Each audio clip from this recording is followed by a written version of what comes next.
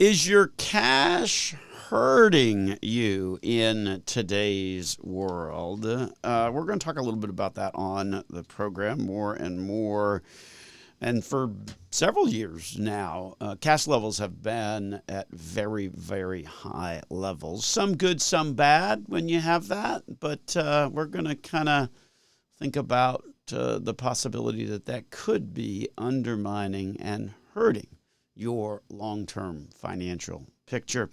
And then we thought we would spend some time going through a little bit of a checklist to help you determine whether, in fact, you are ready for retirement. So that's what we've got on tap on this week's edition of Dollars and Cents, where we help you make sense out of all of life's decisions involving your dollars. My name is Joel Garris. I'm a certified financial planner, certified financial fiduciary at Nelson Financial Planning, where we've got a team of great folks who also happen to be certified financial fiduciaries as well, along with their own individual expertise. That group stands ready every day during the week to sit and meet and converse and see how we can help you make better decisions with your money.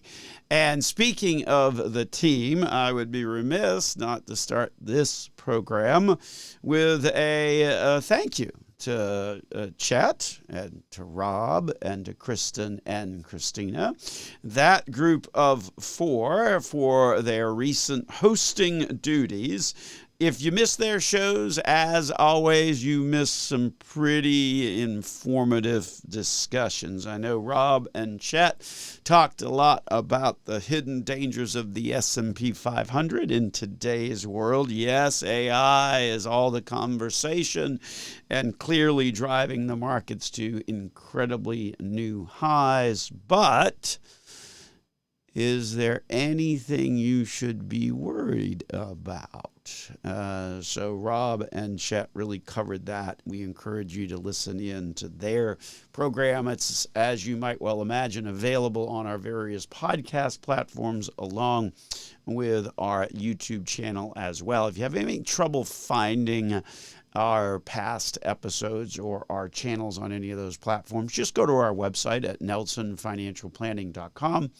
There, you'll see the various icons. Click on them, and they will get you immediately connected over to our channel on whatever it is that is your favorite platform. Kristen and Christina last week leaned into their expertise as well. Talked about the top 10 things about taxes that are kind of most misunderstood, if you will. Really leaning into their expertise. Christina, obviously an IRS enrolled agent. Kristen, a CPA. Beyond both of them being certified financial fiduciaries as well. So good stuff indeed. We encourage you to check out those programs and want to make sure to say thank you to them for hosting, for their hosting duties. Speaking of last month, because this is actually the first program here in the month of June as the calendar falls, or I guess more specifically April and May, talk about I guess another reversal of fortunes. If we think all the way back to March, and I know that's really hard to do sometimes, but in March, the war in Iran was at peak ferocity. Not sure if that's totally resolved itself, but the markets seem to think so. They have clearly moved past that. And in fact, April and May, which coincides with the first quarter earnings season, which we've certainly talked about on the program, first quarter earnings season obviously pretty much wrapped up. The reality is that earnings per share growth nearly 30% year over year. So stop and think about kind of what's going on in corporate America and the earnings that are ultimately driving the markets to record highs. And in fact, April and May, that 2-month period, was the fifth best 2-month run for the S&P 500 since 1950. 50. Only 4 other sort of consecutive months had a better aggregate performance than what we just saw in the markets for April and May. Which puts the markets well past our fearless forecast. If you're a regular listener to the program, you know that every year at the beginning of the year for decades now, we've been doing a fearless forecast, and so we're not even halfway through the year, and our fearless forecast of the Dow crossing 51,000 during the course of the year 2026.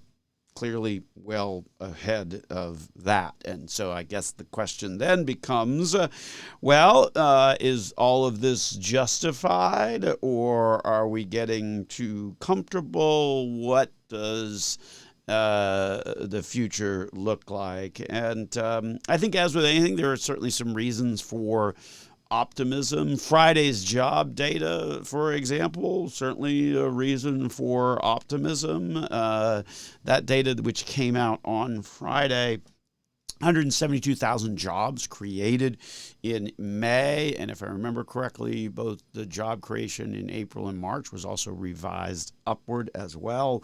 The expectations were that there was going to be 80,000 jobs created. So as you might well imagine, when there's 172,000 created, that's a whole lot different than 80,000. Clearly showing some strength in the labor market that folks maybe weren't anticipating. If you're in hospitality or healthcare, those were the big areas where you saw a lot of jobs getting created. That healthcare piece has certainly been dominating a lot of the job creation. Some estimates say 75-80% of the job creation over the past year or so. So those areas in terms of job creation, job opportunities continue to shine. Unemployment rate held steady at 4.3%. So and then certainly as we were talking about corporate earnings and the first quarter earnings season just sort of wrapping up, 29% year over year earnings per share growth. All of that is sort of on the positive side, right? Now, on the flip side, hate to break it to you, but the markets just don't go up. They don't just keep going up and up and up to the moon. And you always got to start to think about, okay, well, what is the valuation of the market relative to what's going on in the greater globe, if you will. And then this is where I think a key concept would be that understanding that a strong market doesn't necessarily mean it is a risk-free market, right? There's always risks. There's always those kinds of risks that exists out there that can certainly create short-term volatility. As we said, you don't have to go back very far. Just go back to March, and you saw a distinctly different period in terms of kind of what was going on in the markets in the short term. Bottom line on all of this, and as much as it's certainly great to see markets hitting new highs, that's obviously good for the economy, good for individual portfolios, certainly great for retirees. It is a election year. Let's not kind of forget about that. And that comes with a history tells us a little bit increase in volatility, particularly as you're getting closer to the midterm election. So be a little careful on that. And then you've still got the Federal Reserve and inflation and all of that still going on out there. Most recent CPI data still showed prices rising faster than a lot of households would want, particularly when you think about housing and gas prices. But again, that AI and the productivity growth that's come from that is sort of offsetting that largely in the economy, which kind of puts the Fed at a little bit of a difficult position in terms of can't really declare victory over inflation, but certainly it would seem that things are trending a little bit better in that. And so anytime you run into those environments where you've got sort of this competing data, certainly it makes sense to have more discipline in terms of your investment approach. So great time during the course of the summer to really, as these headlines develop, to really take a step back and take a look at that overall investment allocation. With that, we're going to take a break here on Dollars and Cents with Joel Garris of Nelson Financial Planning. Let me shift gears a little bit, and as we're thinking about, kind of what's going on in the market, and sort of hitting new highs, and we were talking about that in the prior segment about sort of those competing interests. If you've got earnings doing well, you've got most recent job data coming out pretty decently, and the flip side is, well, the market's been going up for a while, inflation really hasn't gone away. What's the Fed's next move going to be? And you certainly have some competing interests. So at the end of the segment, we were talking about now is as good a time as any to not get complacent. Make sure you're taking the opportunity to review your overall investment allocation.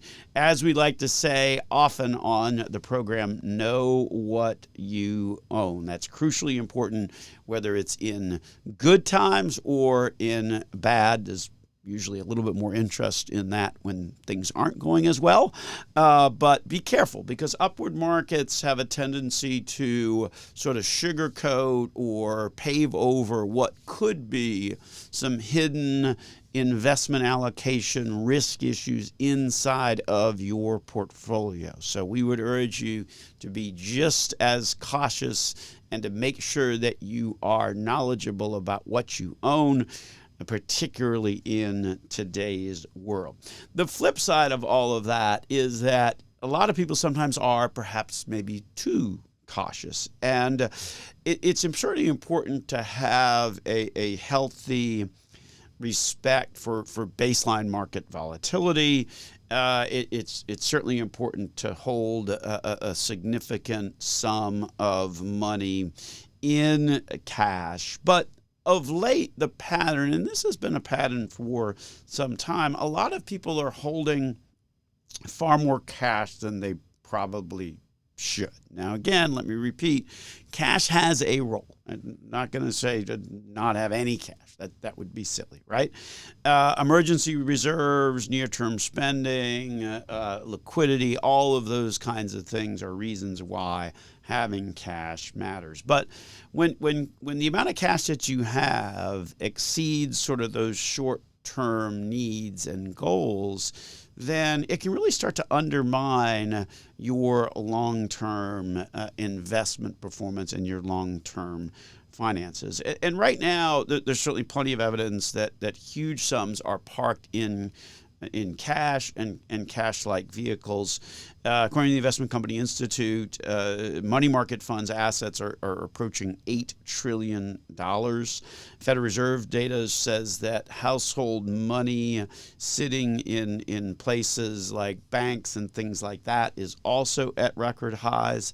And understandable, right? I mean, you feel comfortable with cash, and certainly the market, despite its past couple of months, if you think back to March, certainly a lot of volatility that can happen in the market in the short term. So all of that becomes understandable, but the notion that cash feels good, and it doesn't, kind of bounce around, there's no drama. The reality is, though, that understand the trade-off that you are making when you are sitting on that portion, or a significantly higher portion than you should be in cash, is that, yes, you may have lower volatility, but you also are getting less of a return. And that gets us to sort of the underlying problem. And cash, from a long-term growth strategy, obviously not exactly known for generating a lot of growth. It certainly may preserve your principal, if you will, in sort of nominal terms. But if you think about inflation and the impact that has, combined with the fact that you also would then have taxes that you would need to pay on any interest, it does start to kind of become a little bit more of an issue. And the reality is that the yields on these money market rates are 40% less than where they were just 18 months ago. 18 months ago, your typical money market would be yielding around 5%.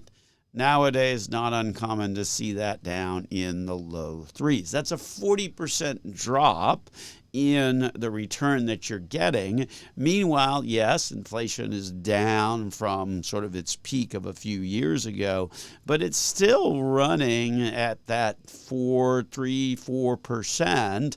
And when you look particularly at things like groceries or things like housing, you can see where, okay, the cost of those items is going up at a faster clip than whatever it is that I'm making with my cash, because that's the miss there then becomes the opportunity cost, right? If, say, for example, you determine that, you know what, I need 10% of my assets that are going to be in cash because for your short-term needs, liquidity needs, emergency savings, all of that, okay? So, but then let's say instead of the 10%, you're maintaining 15% or even 20% of the total amount of your assets in that cash sleeve. Think about the opportunity cost that you're missing out on. Think about what that might turn into within a 10-year or 20-year or even a 30-year period of time. If you're just saying that you've got an extra 5 or 10% of your overall assets that are sitting there that are more than sort of that baseline amount that you need, if it's 5% and you roll through 30 years, that can have an impact equal to 25% of your total assets. So you may say, well, you know, it's just 5%. It's not that big of a deal. But the reality is that with that 5%, if it is invested, because you've got enough short-term cash needs covered, and you take that extra 5%, that ultimately over a 30-year period of time would compound to be almost 25% of your overall asset picture. Folks, that's the opportunity cost that we're talking about when it comes to holding on to an extra amount of cash that ultimately can really undermine your long-term financial picture. So what are some of the sort of the practical takeaways in order to really address this? First, determine how much cash you actually need. Right? I mean, for emergencies, short-term goals, income taxes coming up, you know, upcoming expenses that you might not anticipate, sort of that 12 to 18 month kind of window, right? So determine that amount. And then just separate that. Just separate that out from kind of that overall investment picture, right? Because that's not really investable money per se, right? And so we want to make sure that you are maintaining that perspective. But then take a look then at how much cash you actually have. And if it is more than what you just separated out, then you are missing out on an opportunity cost for that. For those dollars. And so then that amount, you want to try and create an investment plan that's designed more for long-term return over time. Now, how you do that, there's all kinds of different ways. Maybe you dollar cost average, put that money in on a regular basis. But bottom line is make sure you do this analysis with your cash to make sure that you're not missing out on real opportunity to improve your overall financial picture for the rest of your life. With that, we're going to take a break here on Dollars and Cents with Joel Garris of Nelson Financial Planning. Hopefully this segment will resonate, particularly if you're thinking about retiring. Maybe you're getting close or maybe you're getting a few years away, but the years fly by quickly, so you may want to be starting to think about it. So in this segment, we thought that we would sort of give you a little bit of a checklist of things to consider to know whether you are really ready to retire. retire, right? It's getting close. Retirement's getting close, or maybe it's still a little bit of time off, which might be good if you go through these sort of checklists that we're about ready to go through and realize, oh, there's a few of those items I can't really check off. Because when it comes to retirement, there's just a host of questions. And it's so far beyond, do I have the right number? I think people think about retirement and say, the goal is just to get to a particular number, and that's fine. You got to have a number in order to be able to retire. But it's really also questions about, where's my paycheck going to come from? What about taxes? What about healthcare? What are we going to do about all of that? So we thought we'd put together this little checklist to gauge retirement readiness. So ask yourself these questions if you're approaching or getting close to retirement. First, and boy, this is a common theme on the program, particularly when we start to talk about the B word, that would be budget.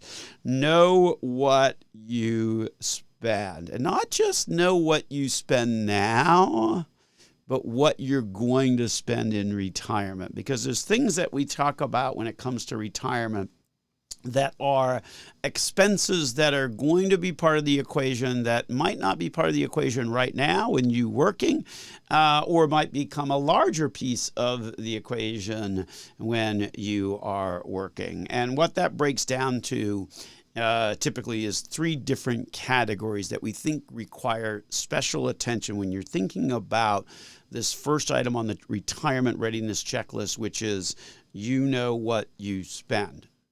You may know what you spend now, and that's certainly crucially important, but understand that when you are retired, you're probably going to have to then account for taxes separately, individually on your own. Right now, you kind of don't do that. Your employer sort of does that for you, and you just work off of the net deposit. But understand that in retirement, then that obligation to make sure that you are paying your taxes along the way each and every month, because that's what the IRS requires. Make sure that that obligation is getting met, which then changes a pretty big line item on how you are spending money, because some of that money that you're spending, you got to send off to Uncle Sam. So that's number 1. Number 2, of course, is healthcare, right? If you are working, maybe your employer is covering that cost, or maybe they're covering a chunk of that cost. Understand that when you retire, that is solely on you. So got to have a game plan for that, and that has to be in the overall budget or list of expenses that you have. And then third, what we refer to affectionately as free time expense. Free time expense is simply because when you are retired, in theory, you have more time. When you have more time, you have a tendency to do stuff, or humans typically have a tendency to do stuff, and doing stuff often costs money. So make sure you kind of have gauged that in there. So that's number 1. Know what you spend and what you're going to spend. Number 2, make sure you have a retirement income plan. And I think we don't hear nearly enough about this part. We hear a lot of folks talking about retirement accounts. I've got a retirement account here, there, everywhere. But do you really have a retirement income plan? Where is your income going to come from when your paycheck stops? How much money are you going to need to get deposited into your checking account each and every month? How much needs to go off the taxes? And by the way, what's the most tax efficient structure, or where among my various accounts does it make the most amount of sense to take money from in order to make sure that things are operating as efficiently as they can? Folks, that's called a retirement income plan. And it's crucially important to have one of those, not just retirement accounts. One of the biggest items of income in retirement, of course, is Social Security. So this kind of goes hand in hand with that retirement income plan. Know what those options are. There are implications. You can start to collect it as early as 62. Full retirement age for most is 67, but you can also delay it as long as 70. So that's basically an 8-year window where you could make a decision about Social Security that would have very different implications. So it's so important to kind of know what those options are. Vital part of going back to that retirement income plan. And then I think we're up to number 4. Make sure you have a withdrawal strategy that considers taxes. This one's crucially important, and I'll tell you, as the tax code gets more and more complicated, and it doesn't get easier every year, it just gets more and more complicated, the value of having an actual tax return projection is crucially important. It's not enough to be like, just withhold 20% for taxes or just withhold 10% for taxes, because there can be so many different ripples that can occur on one's tax return in any given year. It's important to ultimately run an actual tax return projection. That's very different than just going with a particular set number, because you need to make sure that you are withholding the right amount, because if you don't, then you're hit with interest and penalties when it comes time to pay your taxes, because we have a tax system in this country that is geared to paying as you go, which means that the IRS likes to see money coming in each and every month from you to cover your tax liability. So make sure you're taking the time to do an actual tax return projection. Next up is what we were talking about a little bit earlier, the health insurance stuff, right? Health insurance and healthcare costs. How much is that going to be? Where is that going to come from? Where are you going to be making that payment and taking money out to cover that? And then back to the conversation earlier in the program about cash and needing to hold cash for emergencies, short-term needs, things like that. Yeah, the same thing applies in retirement as well. So make sure you have enough cash, enough liquidity, if you will, that ultimately prepares you for surprises and what those short-term, more immediate needs to be. And then no discussion about retirement readiness isn't going to include a discussion about your investment allocation. Make sure that that matches not just what you need to have from a return perspective, but also the emotional component that comes with having investments in the first place. We got a few more on this list as well, some actually pretty important ones that we've yet to talk about on our retirement readiness checklist. So stay tuned with us through the break here on Dollars and Cents with Joel Garris of Nelson Financial Planning. On the program, we're going through sort of a retirement readiness checklist in sort of the back half of the program. So we would encourage you to check out our podcast platforms and our YouTube channel starting tomorrow, where you'll get the whole episode and really work through that retirement readiness checklist. If you're close to retirement, if you're nearing retirement, my goodness, so important to make sure that you are ready. And all of these things that we're talking about on the program are crucially important. If you're short on one of them, your retirement will not be nearly as good as it can be. That's why every day, Monday through Friday, our team at Nelson Financial Planning stands ready to help you through these types of conversations. So I want to encourage folks to go to our website at nelsonfinancialplanning.com.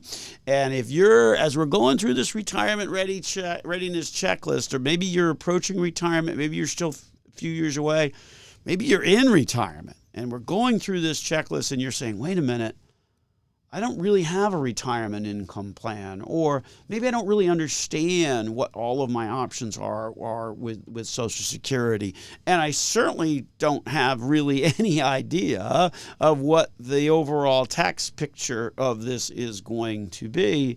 Then folks, that's what we're here for. Visit our website at nelsonfinancialplanning.com.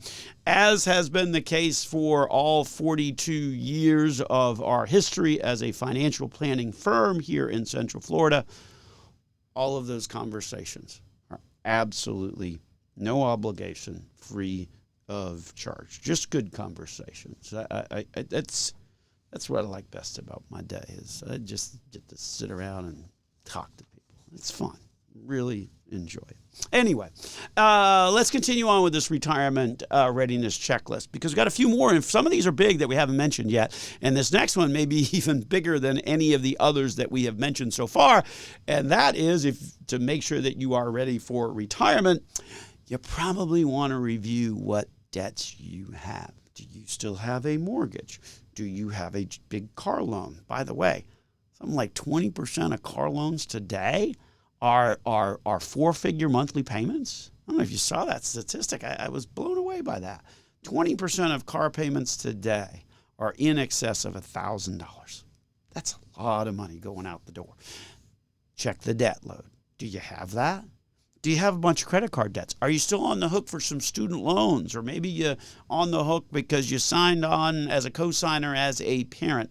All of that is crucially important to making sure that you are ready for retirement, is to understand what that overall debt picture looks like. Also want to take a look at the legal documents. Good time, anytime there's a transition in life like this, right? Death, divorce, retirement, any of those types of birth of a kid, any of those are great opportunities to review your legal documents. Make sure that they properly affect the right people that you want to have in place to make decisions for you, and also the right people that you want to leave your assets to. Another item, of course, on this list, can't forget about kind of those long-term care types of expenses that might pop up, particularly as health changes, of course, as we age.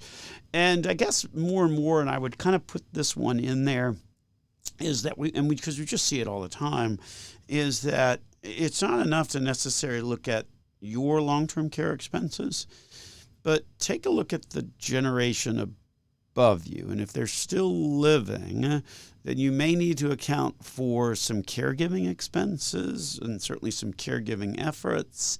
And what does that look like? More and more we find ourselves talking with clients who have a parent that is still alive, that they kind of have to figure out a strategy of, well, they can't live independently, and I don't want to really have them go off to a third-party institution. I want to bring them into my home. All of those kinds of things are crucially important conversations, and just to have a perspective on that is crucially important. And speaking of perspective, and one that you certainly want to make sure that you've talked it through with, if you have a significant other, make sure that your partner is aligned with what you want to do. Have the conversation, okay? And make sure that your expectations are aligned in terms of how much money is going to get spent, what type of lifestyle are you going to leave? Do you want to stay at home or do you want to travel? What's the timing on when you plan to retire? So some crucial family conversations that have to happen in order for you to be truly ready for retirement. And then lastly, on our sort of retirement readiness checklist is the personal conversation you got to have with yourself. And I think this one gets completely ignored, but we see it far too often, that you've got to have a little introspection here, and you've got to have some self-conversations about what is it going to look like? What is retirement going to look like? Am I going to be happy? What am I going to do to keep myself busy, to keep myself entertained? It's one of the questions I always ask. Anytime somebody comes in to talk about retirement with me, I always ask the question, what are you going to do with the rest of your life? And that's usually one of the first questions I ask before we even get to the money or anything like that, because work comes with purpose. Work comes with schedule. Work comes with money. Work comes with relationships. Work comes with all of those kinds of things. So make sure that you have done some introspection as to whether you are really, truly ready for retirement. Now, of all of those items that we just talked about, notice the one thing that we didn't talk about. And that is some specific number that you need to have before you can retire. And the reason we didn't include that or can't include that is that number, folks, is different for everybody. We've seen plenty of folks retire very comfortably on $400,000 or $500,000. We've seen plenty of folks struggle to retire on $3 million. It really is a function of the lifestyle that you have, what your spending habits are, what your flexibility is, all of those kinds of things. So there's no way that on a retirement readiness checklist that there should be some magic number to hit. You've got to work through all of these other items in order to get a perspective on what is truly your unique retirement situation. And I don't think that can be emphasized enough, because I think far too often people are just looking for a target number and that's that. Look, there's so much more to it than just that. And I think this purpose of this little checklist that we're going over today hopefully will help you understand just how much more there is to that. So the good news is, if you're still a few years from retirement, you got plenty of time to kind of work through this checklist, make sure you're all in good shape, sort of checking all of the boxes on the checklist. If you're within a few years of retirement, it's probably time to start pressure testing this plan, run the cash flow, take a look at the tax return, establish an account to log into Social Security, because that's all online now. Start to explore your healthcare options, whether that's be Medicare or individual health insurance, and then think through sort of what it is, those conversations with your partner and those conversations with yourself to really establish what that retirement looks like.